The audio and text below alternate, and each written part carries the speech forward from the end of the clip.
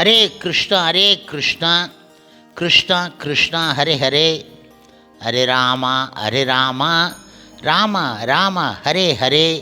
குட்டி கதைகள் 476.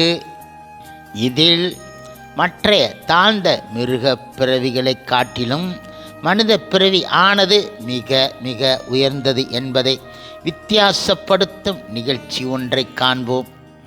முன்பு ஒரு சமயம், அதாவது 1974 ஆண்டு மே மாதம் ரோமில் காலை நடைப்பயிற்சியின் போது தெய்வத்திரு ஸ்ரீல பிரபுபாதா அவர்கள் சில பக்தர்கள் இடம் நிகழ்த்திய உரையாடல் ஒன்றை காண்போம். முதலில் ஸ்ரீல பிரபுபாதா கூறுகின்றார், அதாந்த கோபிர் விஷதாம் தமிஸ்ரம புனசர்வித சர்வனானாம். ஒவ்வொரு பிறவியிலும் மக்கள் புலன்களால் மகிழ்ச்சி பெற முயல்கின்றார்கள். ஒவ்வொரு பிறவியிலும் ஒரே விதமான நடவடிக்கைகள் திரும்ப திரும்ப செய்யப்படுகின்றன. உண்பதோ, உறங்குவதோ, காமச் செயல் புரிவதோ, தற்காத்து கொள்வதோ எது ஆயினும் மனிதனாகவோ அல்லது நாயாகவோ ஒரே செயலைத்தான் செய்கின்றோம். புனசர்விதா சர்வனானாம்.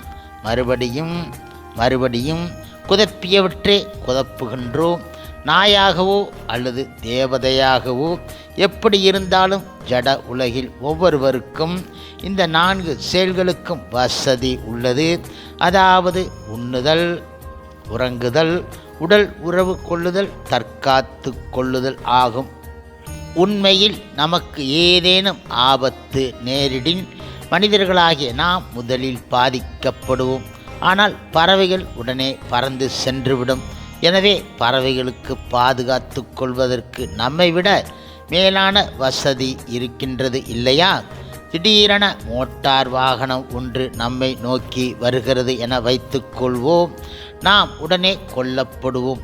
நம்மால் ஒன்றும் செய்ய முடியாது. ஆனால் சிறிய பறவை கூட செல்கின்றேன் என பறந்துவிடும் இல்லையா? எனவே பறவைகளின் பாதுகாப்பு தன்மை நமது பாதுகாப்பு தன்மையை விட உயர்ந்ததாக இருக்கின்றது. அதே போன்று நமது காம உணர்ச்சிக்கு நாம் ஏற்பாடுகள் செய்ய வேண்டி இருக்கின்றது. அதற்குரிய நபர், இடம், நேரம் முதலியவற்றை பார்க்க வேண்டும்.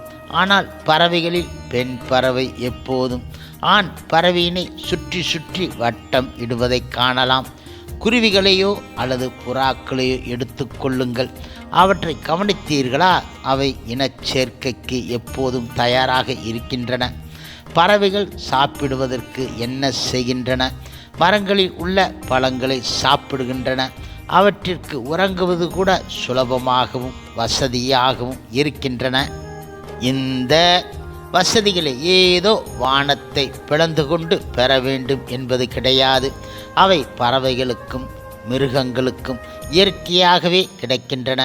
உண்ணுதல், உறங்குதல், உடல் உறவு கொள்ளுதல், தற்காத்து கொள்ளுதல் ஆகிய இந்த வசதிகள் வானளாவிய கட்டிடங்களின் தளங்களில் மட்டும் இருக்கின்றன என்பது கிடையாது. இவற்றினை எந்தவிதமானதொரு பொருளிலும், அதாவது உடலிலும் கிடைக்கப் பெறலாம்.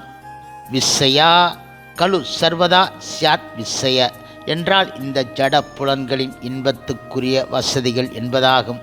ஆனால் நமது முறையானது விஸ்ஸயா சாந்தியா சே ரசே மஜ்ஜியா என்பதாகும். அதாவது ஒருவர் திருப்தியை பெற முடியாத இந்த புலன்களினால் இன்பம் காணும் முறையை விட்டுவிட்டு ஆன்மீக இன்பத்தை, இந்த உலக அறிவுக்கு அப்பாற்பட்ட இன்பத்தை ருசித்து பார்க்க வேண்டும்.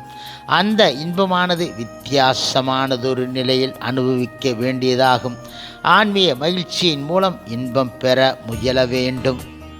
ஆனால் இன்று வாழ்க்கை உடல் அமைப்பின் அடிப்படையில் இருப்பதாக கருதி பொருள் இன்பத்தை பெரிதாக நினைத்து மக்கள் அறியாமையில் இருக்கின்றார்கள். எனவேதான் சமய நீதி நூல்கள் இந்த தற்காலிக குறைந்தபட்ச மகிழ்ச்சியை ஜட வாழ்க்கையில் மனிதனாக, பறவையாக, மிருகமாக எந்த உருவிலும் பெறலாம் என அறிவுறுத்துகின்றன.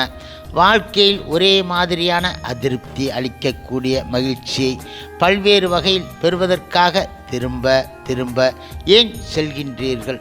புன சர்வித சர்வனானாம். மறுபடியும் பல்வேறு வகையில் நீங்கள் ஒரே மாதிரியான அறியாமையால் திருப்தியற்ற காரியங்களை செய்கின்றீர்கள். ஆனால் மதிர்னா கிருஷ்ணே பரதக ஸ்வதோ வா.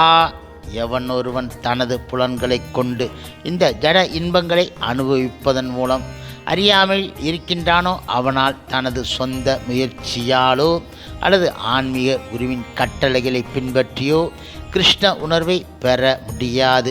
மிதோ பிபத்யதோ. இந்த அறியாமை மனிதர்கள் எத்தனை மாநாடுகள் கூட்டங்கள் நடத்தினாலும் இவர்களால் வாழ்க்கை பிரச்சனைகள் எவை என்பதை கண்டு அறிய முடியவில்லை. இருந்தும் அவர்கள் கிருஷ்ண உணர்வு முறையை பின்பற்ற விரும்புவது கிடையாது. இப்பொழுது ஒரு பக்தர் கேட்கின்றார், ஏன் பிரபுபாதா அவர்களே? இதற்கு பிரபுபாதா கூறுகின்றார், கிரக விரதானாம். இந்த ஜட உலகில் மகிழ்வுடன் வாழலாம் என்ற தீர்மான கொள்கையை உடையவர்கள் என்றும் கிருஷ்ண உணர்வை பெற முடியாது. கிரக என்பது வீட்டையும் உடலையும் குறிக்கும். இந்த ஜட உடலினால் இன்பம் காண முயல்பவர்கள் கிருஷ்ண உணர்வு முறையை பின்பற்ற முடியாது. ஏன் என்றால் அதாந்த கோபிகி, அவர்களுக்கு புலன் உணர்வுகளின் மீது கட்டுப்பாடு கிடையாது. ஆகையால் இந்த மனிதர்கள் தொடர்ந்து மென்றதையே மென்று கொண்டு இருக்க வேண்டியதுதான். மறுபடியும் அதே புலன் இன்பங்கள், அதாவது உண்ணுதல், உறங்குதல், உடல் உறவு கொள்ளுதல், தற்காத்து கொள்ளுதல் ஆகும். இப்பொழுது பக்தர் ஒருவர் கேட்டார், அப்படியானால் இந்த ஜட உலகின் இன்பத்தை காண முடியாது என்பதை மக்களுக்கு வலியுறுத்த வேண்டியது நமது பணியா? அதற்கு ஸ்ரீல பிரபுபாதா கூறுகின்றார், ஆம். மேலும் இதை வலியுறுத்தக்கூடிய அனுபவம் அவர்களுக்கு கிடைக்கின்றது. தினமும் அவர்கள் நிறைய கட்சிகளை தோற்றுவிக்கின்றார்கள். பலவிதமான வழிகளையும் திட்டங்களையும் உருவாக்குகின்றார்கள்.